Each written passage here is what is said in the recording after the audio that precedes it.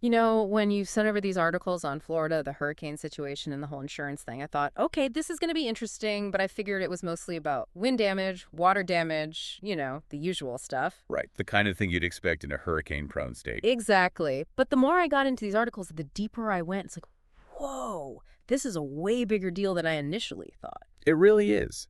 You're talking about a whole system on the verge of, I don't know, almost like unraveling. It's climate change, it's the economy, and honestly, it's about the future of Florida. No, absolutely. And the Guardian article, they do a fantastic job of kind of setting the scene, right? They talk about people in Tampa cleaning up after Hurricane Helene. And the picture they paint, it's just, man, piles of furniture, appliances, just trash lining the streets. Like this giant yard sale, but nobody's buying because it's all ruined. Yeah. And it makes you realize the human cost of these storms, which can get lost in the numbers sometimes. And it's not just Helene, right? We had Milton right on its heels. Two major hurricanes, boom, boom, just like that. 1-2 punch. Almost unheard of in such a short span. And that brings us to some of those numbers, because one that really stuck with me was from Newsweek. Citizens Property Insurance, they're like the insurer of last resort down there, right? Essentially, yeah. When nobody else will cover you, Citizens has to step in. Right, so they've seen their policies triple in just the last 5 years. That's got to be some kind of record. What's going on there? Well, I think it's a sign of a system under extreme stress. Private insurers are pulling out of Florida, and when they do, homeowners get pushed towards Citizens. Newsweek says they're at 1.25 million policies now. Wow. And that's after they already shifted a bunch of policies back to private insurers, right? That's right, they try to offload some. But the growth is still incredible. No wonder everyone's saying it's a crisis. And raters, they pointed out that Florida has 78 of the 80 riskiest areas for insurers in the whole U.S. I mean, Yeah. come on, 78 out of 80. It's almost like the entire state is a giant red flag for them. It's those hurricanes, the rising sea levels, all adding up. And ultimately, who pays for all that risk? The people who live there. Homeowners. Reuters says they've got the highest insurance costs in the country, over $4,000 per year, on average. Think about that. It's like having a second mortgage just for insurance. It's crazy. And even if you can afford those premiums, finding someone to actually insure you is a whole other battle. The CNN article, they had this story about a homeowner, Bobby Atwood.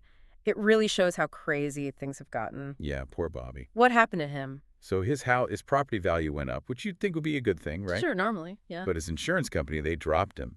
Said his house was too valuable, too risky to insure. You've got to be kidding me. So he's doing everything right, taking care of his place, and they just drop him. That's the situation, yeah. He ended up having to go with Citizens, like a lot of people are finding themselves doing. So wait, let me get this straight. You've got homeowners. They're already dealing with these insane insurance premiums, if they can even get coverage at all. And if they end up with Citizens, well, they're relying on a system that seems like it's barely holding on itself. It's a precarious situation, no doubt. And we haven't even touched on flood insurance yet. Oh, right, because that's a whole other can of worms, especially in Florida. Exactly. And most standard homeowner policies, they don't cover flooding from hurricanes. It's crazy to me how many people don't realize that. It's a separate policy altogether. And what's scary is just how many people in Florida are completely exposed because they don't have it. Do they have any idea, those numbers? The Guardian, they said only about 1/3 of the homes in flood zones down there actually have flood insurance. 1/3. You're kidding. That's like, what are they thinking? It really comes down to cost in a lot of cases. The Guardian article, they had this homeowner they interviewed, Steve Mastro. He's got a decent rate through the National Flood Insurance Program. That's the government one, right? The NFIP. Right. So that's more affordable for some. But his concern was for, like, younger homeowners especially. They're getting hit with these crazy premiums from the private insurers. So they just can't afford it, even though they probably need it the most. Exactly. It's this terrible cycle. The climate's changing. The risks are getting worse. Insurance becomes unaffordable. And then people are left even more vulnerable when these storms hit. And it's not just a coastal thing anymore either. Hurricane Helene, that proved it. Wired had that piece about the flooding inland all the way up in North Carolina. Absolutely. I mean, Yeah. Helene, that was a wake-up call. We tend to focus on the coastlines, but those inland areas are at risk too. Which I guess brings us to the elephant in the room, the hurricane in the room, climate change. We can't talk about all of this without talking about that, right? No. Not at all. It's the driving force behind all of this. These hurricanes, Helene, Milton, they're getting stronger, they're less predictable, and that makes it really hard for these insurance companies. Because how do you even begin to assess risk when the climate's changing so fast? It's like trying to predict the stock market. Exactly. They're relying on past data, but the rules of the game have changed. So back to Citizens for a second. They're the safety net, but it sounds like they're struggling to keep up. They are. The CNN article, they got into the whole thing about how citizens can actually issue surcharges. Like extra fees on top of everything else, who has to pay those? Well, they're policyholders, for starters.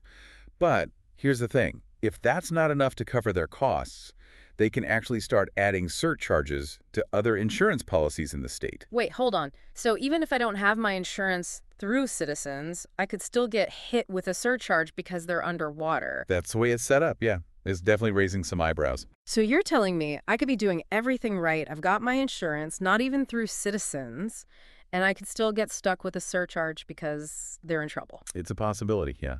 And that's why Senator Whitehouse, he's gotten involved, according to that CNN piece. He wants to know if citizens can even handle a really bad hurricane season or if we're looking at a federal bailout down the road. Man, it's like the whole thing is one bad storm away from falling apart. I mean, some people are saying, no, the reforms, they're working, the market's stabilizing.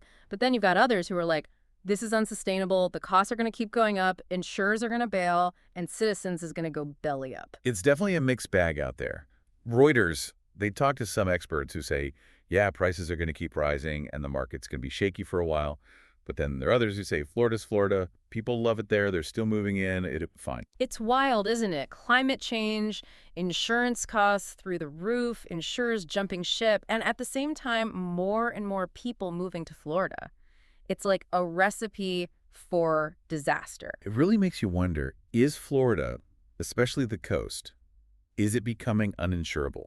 Unlivable even. We've talked about the homeowners, the cost of insurance, but what happens if you can't get insurance? Can you even get a mortgage then?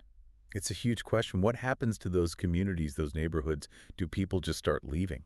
I mean, Florida is beautiful, but if you can't afford to live there, if you don't have that basic security, then what? It makes you wonder about the future. It does. And I think this whole insurance crisis, it's really a symptom of something much bigger. It's about climate change, sure, but it's also about how we adapt, who bears the cost, and how we build a future that's sustainable for everyone. And that's what I love about these deep dives, We start with a few articles and suddenly we're talking about the really big questions, the existential stuff. It's about connecting the dots, right? Rising sea levels, insurance premiums, climate change, it's all connected. It is. And on that note, I think we'll leave our listeners with this. As the climate changes, the risks get bigger, and who adapts and how, that's the challenge. How do we make sure everyone has a fair shot in the future, no matter what happens? Something to think about. Absolutely. Until next time, keep asking those tough questions, keep digging for answers, and thanks for joining us for another deep dive.